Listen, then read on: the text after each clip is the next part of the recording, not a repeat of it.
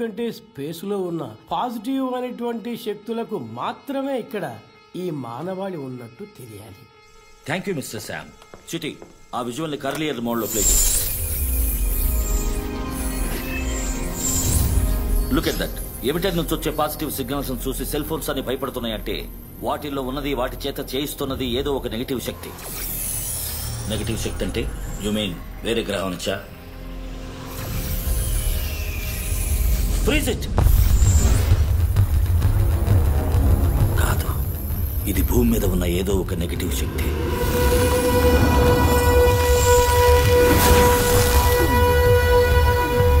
ఇది మనిషి మొహం. దీన్ని ఎక్కడో ఎప్పుడు చూశానే.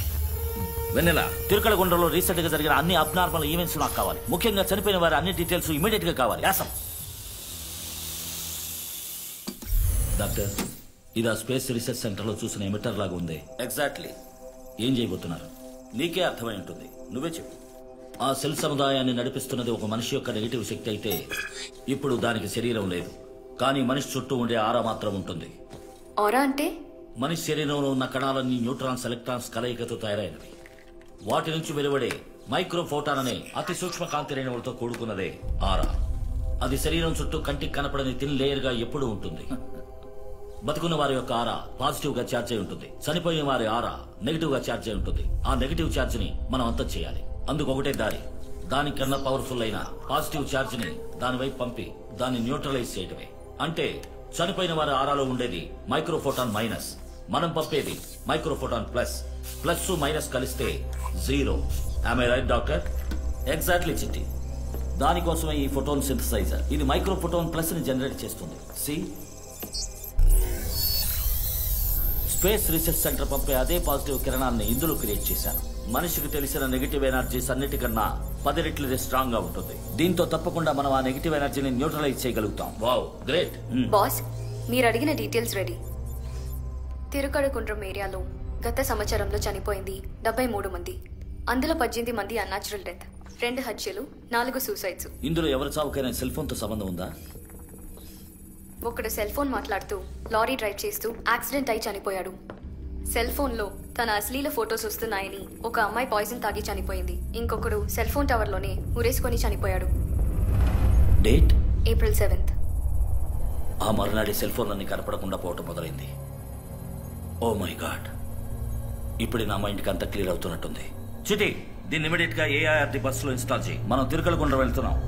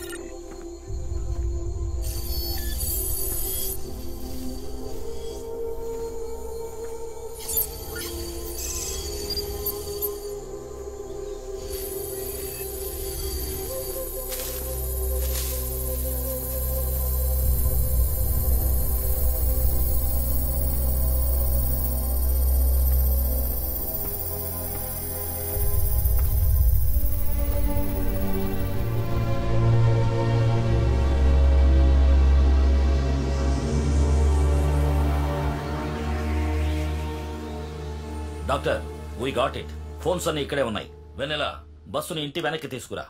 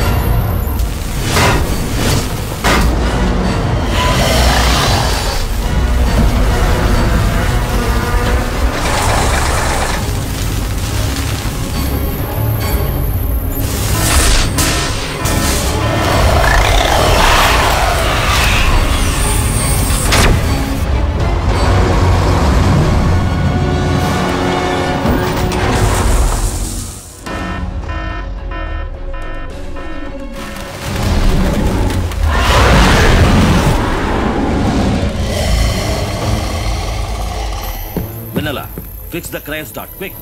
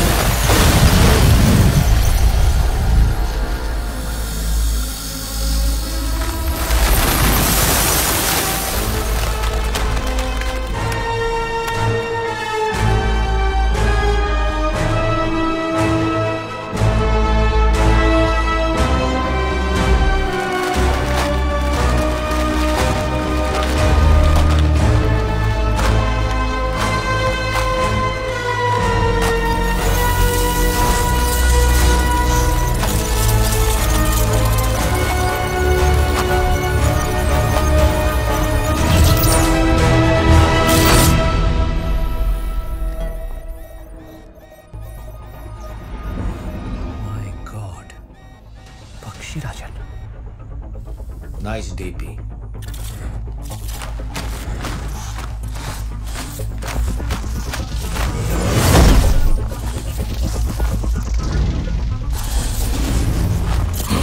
ఇది నాకు మనుషులకి జరుగుతున్న వార్. నువ్వు మనిషివి కాదు, ఇందులో తల దూర్చకు. పారిపోవటం అనేది నా సాఫ్ట్వేర్ లోనే లేదు. మనుషుల్ని కాపాడటానికి నన్ను మళ్ళీ రప్పించారు. నిన్ను అంతం చేయటమే నా ప్రైమరీ టాస్క్.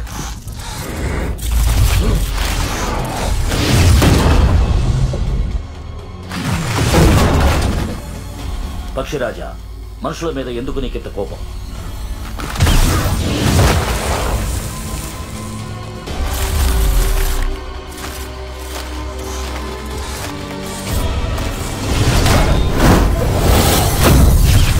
ఎందుకు ఈ పని చేస్తున్నారు?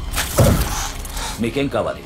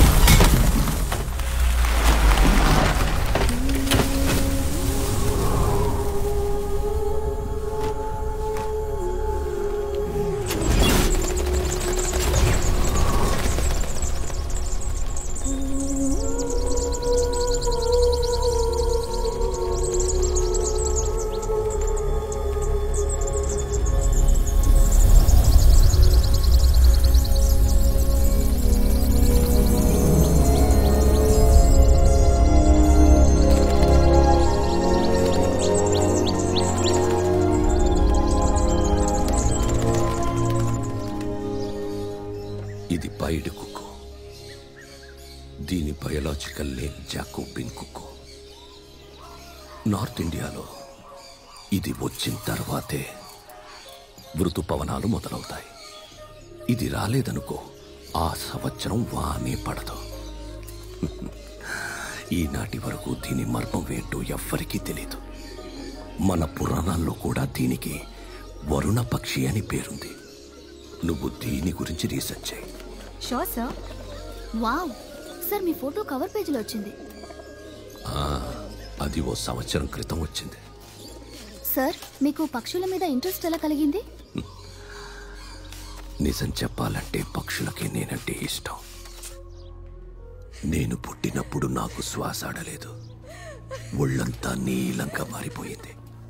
బిడ్డ చచ్చి పుట్టాడని డాక్టర్ కూడా చెప్పేశాడు.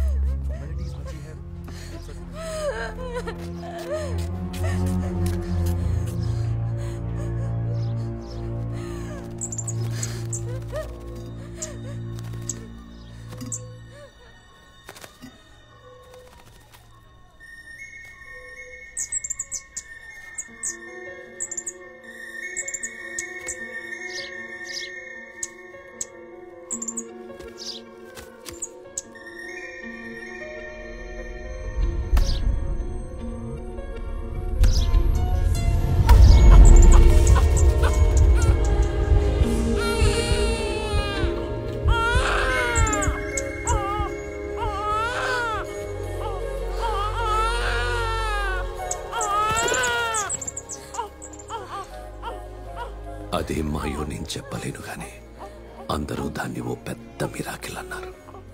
మా బామ్మ దేవుడే నీకు పిచ్చుకు రూపంలో వచ్చి ప్రాణం పోశాడని చెప్పింది. నాకింకా బాగా గుర్తుంది. నా చిన్నప్పుడు తెల్లవారుజామున పిచ్చుక ఇంట్లోకి దూరి కీచ్ కీచ్మంటూ ఫ్యాన్ చుట్టూ తిరిగేది. తొలి సంధి కిరణముని చిటిక వేస్తూ పిలిచేవే, మలి సంధి కొమ్మలని హత్తుకుంటూ పవలించేవే, చెరుకాలి చిందులతో మట్టిపై ముగ్గులేస్తా, నీ ఓలే ఎగరేలా ఎదలోన ఆశరేపా, బుల్లిగువ బుల్లిగువ నీ కూతలకై వేచాని. అప్పుడే నిర్ణయించుకున్నాను నా జీవితం పక్షులకి అంకితమని. అందుకనే ఇష్టపడి ఆర్నిథాలజీ చదివాను. ఆర్నిథాలజీ ప్రొఫెసర్ని కూడా అయ్యాను. వినివీధుల విహరించేరు, విశ్వమంతా ఏలేరు నా విహంగములారా. ఇది నమ్మాళ్వారు రచించిన దైవ దర్శనంలోని మాట. దీని అర్థం, వినివీధుల్లో విహరించే ఓ పక్షులారా, విశ్వరక్షకులు మీరే, పోషకులు మీరే అని. అంటే భూమి ఆకాశం మొత్తం పక్షుల సమూహమే. ఈ భూమి మీద నివసించే మొత్తం మనుషుల బరువు కన్నా పక్షులది దాదాపు 100 రెట్లు ఎక్కువ. మనుషులు తినే ఆహారం కన్నా 1000 రెట్లు ఎక్కువ పక్షులు తింటున్నాయి. అవి అలా పురుగుల్ని తినకపోతే భూమి మీద పచ్చని ఒక ఆకు కూడా మిగలదు. మనిషికి ఆహారం దొరకదు. ఎందుకంటే పురుగులు పక్షుల కన్నా 1000 రెట్లు ఎక్కువ కనుక. సో ఇక్కడ మనుషులు ప్రాణాలతో ఉండాలంటే పురుగులు కూడా ఇక్కడ ప్రాణాలతో ఉండాలి. సార్, రాను రాను వేళంతాంగులకొచ్చే పక్షుల సంఖ్య తగ్గుతూ వస్తోంది. ఎందుకని సార్? మా చిన్నతనంలో తెల్లారుతూనే పిచ్చుకల సౌండ్తోనే కళ్ళు తెరిచేవాళ్ళం మేము. కానీ ఇప్పుడు సిటీల్లో ఒక్క పిచ్చుక కూడా కనపట్టలేదు సార్.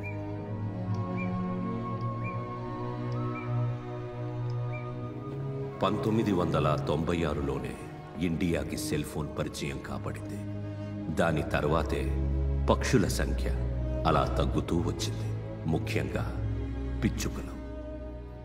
దీని పేరు ఆర్టిక్ టర్న్.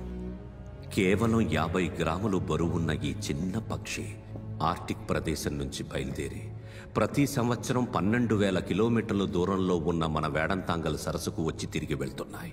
వీటికి రాడార్ గానీ మ్యాప్ గానీ లేదు. వాటి తలలో సహజంగా ఉన్న ఆకాశంలోని సూక్ష్మ కిరణాలను గ్రహించే క్రిప్టోక్రోమ్ అనే ఒక అమరిక వల్లే అవి దిశను కనుక్కోగలుగుతాయి. అదే పక్షులకున్న శక్తి. ఇప్పుడు మనం సెల్ ఫోన్ టవర్స్ నుంచి వెలువడే తరంగాలతో ఆకాశమంతా నింపేశాం. అందువల్ల పక్షుల తలలో కిరణాలను గ్రహించే ఆ అమరిక చెదిరి విచ్ఛిన్నమైపోయింది. ఎటు వెళ్తున్నాయో ఎక్కడికి వెళ్తున్నాయో తెలియక పిచ్చి పట్టిన వాటిలా దారి తప్పి సమూలంగా అంతరించిపోతున్నాయి. అది మాత్రమే కాదు, ఈ రేడియేషన్ వల్ల పక్షుల గుడ్లన్నీ గట్టిపడకుండా ఒట్టి తోలుకు మళ్ళీ మెత్తగా ఉంటున్నాయి. పక్షులన్నీ వాటి గుడ్లని పొదిగేటప్పుడు అవి చితికిపోతున్నాయి. నిజానికి ఇటువంటి సమస్యలు మనిషికి వస్తాయి. చాలా మందికి వస్తుంది, లోపిస్తుంది, కువాతాయి. వీటన్నిటికన్నా డిప్రెషన్, స్కీజోఫీనియా, అల్జైమర్ వంటి మనోరుగ్మతలు ఎక్కువ అవుతాయి. వాటి సిమ్టమ్స్ ఇప్పుడే కనిపిస్తున్నాయి. మిస్టర్ పక్షిరాజా, దీనికి మీరిచ్చే సొల్యూషన్ ఏమిటి? సెల్ ఫోన్స్ని అందరం ఎందుకు యూజ్ చేస్తున్నాం? ఒట్టి కబుర్లకేగా. అది కంట్రోల్ చేద్దాం. ఎందుకు ఇన్ని సెల్ ఫోన్స్, ఎందుకు ఇన్ని టవర్స్, అవి తగ్గిద్దాం. సెల్ ఫోన్స్ని ఎవరు, ఎందుకు, ఎంతవరకు వాడాలో ఒక చట్టం తీసుకురావాలి. పిచ్చి పట్టిందా ఇతనికి? ఇప్పుడున్న హై ఫ్రీక్వెన్సీ సెల్ ఫోన్ టెక్నాలజీకి బదులు వేరే టెక్నాలజీని కనబడదాం. అంతవరకు ఇప్పుడు దేశంలో ఉన్న 90% సెల్ ఫోన్ టవర్స్ని మూసేద్దాం. Good idea. Sir, please excuse me. Sir, since morning I asked you, sir, please.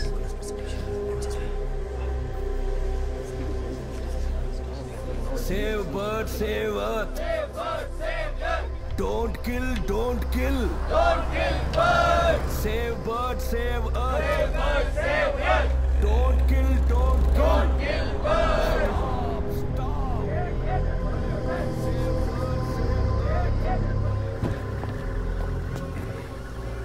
earth. వీళ్ళందరికీ వేరే పనిలేనట్టుంది.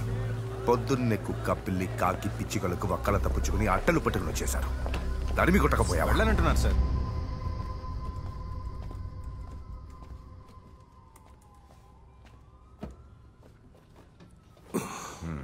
Tell me, what's your problem? TRAI permit చేసిన ఫ్రీక్వెన్సీ రేట్ ఏంటి? ఇప్పుడు మీ టవర్స్లో మీరు పెట్టిన ఫ్రీక్వెన్సీ రేట్ ఏంటి? ఆకాశంలో ఎగిరే పక్షుల అండల్లో దూరి జాతిని అంతం చేస్తున్నారు. Hello mister, listen. మేము ట్రాయ్ రూల్స్ అండ్ రెగ్యులేషన్స్ ని స్ట్రిక్ట్ గా ఫాలో అవుతున్నాం. మా నెట్వర్క్ సబ్స్క్రైబర్స్ ఏమో బాత్రూమ్ లో సిగ్నల్ లేదు, లిఫ్ట్ లో స్కైప్ లేదు, బేస్మెంట్ లో నో కనెక్టివిటీ అని 3 నెలల్లో వేరే నెట్వర్క్ కి 2000 మంది సబ్స్క్రైబర్స్ వెళ్ళిపోయారు. మీకు తెలుసా? అంతా అబద్ధం. మీ నీచమైన కాంపిటీషన్లో సబ్స్క్రైబర్స్ ని వదులుకోలేక ఫ్రీక్వెన్సీని మీ ఇష్టం వచ్చినట్లు పెంచేశారు. ఇప్పుడు అది ప్రమాద స్థాయిని దాటి చాలా దూరం వెళ్ళింది. ఆ హెవీ రేడియేషన్ వల్ల పక్షుల జాతులన్నీ అంతరిస్తున్నాయి. అది మీరు పట్టించుకోరు. ఓవర్ గా ఎగ్జాజరేట్ చేస్తున్నారు. సెల్ ఫోన్ రేడియేషన్ వల్లే బర్డ్స్ అన్ని చనిపోతున్నాయని ఇంతవరకు సైంటిఫిక్ ప్రూఫ్ ఏం లేదు. You know that? అయితే విను. నువ్వు నీ సెల్ ఫోన్ టవర్ కిందకొచ్చి ఓ 24 గంటల నుంచో నేను నిరూపిస్తాను. You get out. సైంటిఫిక్ గా ప్రూవ్ చేయమన్నావుగా, నేను చేస్తాను. వెళ్ళి మీడియాకి ఓ లెటర్ రాసుకో.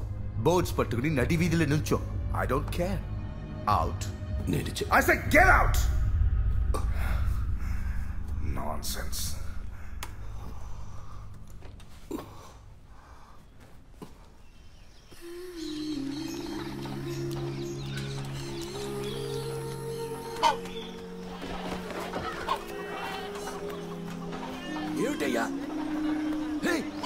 ఏమిటయ్యా ఇది? ఆపండి, మీకే చెప్పేది. చుట్టుపక్కల ఇళ్లున్నాయి, చాలా పక్షులున్నాయి, మొత్తం ఆపండి. ఓ పెద్దాయనా,